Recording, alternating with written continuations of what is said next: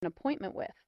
I started with a general practitioner and then moved on to a gynecologist, an ear, nose, and throat specialist, an endocrinologist, and so on.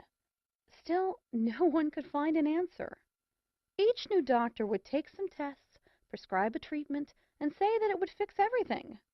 Sometimes it did seem to work for a while, but eventually my symptoms would return, oftentimes worse than before.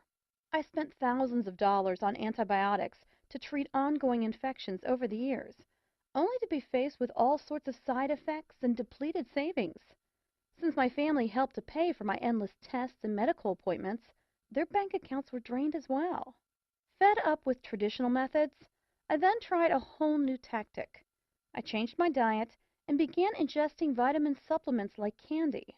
If I read somewhere that it might fix one of my many medical complaints, I'd add it to my repertoire. I even tried massage, acupuncture, and chiropractics, hoping that something would ease my suffering.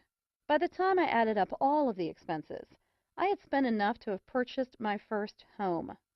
Yet I remained cooped up in a small apartment because I couldn't afford anything better. Worse still, I was still sick and getting sicker. I tried everything. As my 30th birthday drew near, I knew that I had to take some real action.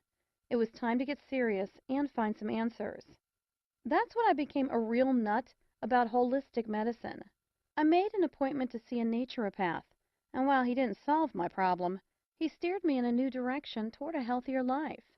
It was only while I was seeing the naturopath that I learned that I was suffering from a Candida albicans infection, a systemic yeast infection.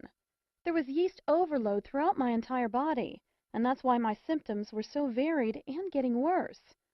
The yeast had started as typical vaginal and sinus infections, which is very common, and then spread throughout my internal system, attacking virtually every organ and tissue it came in contact with. No wonder I felt so sick all of the time.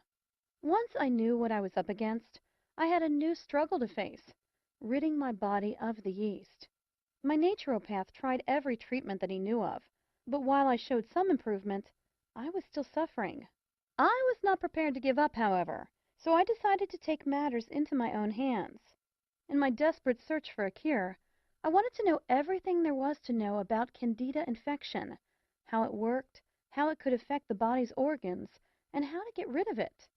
So I started studying hard. I bought every book on dermatology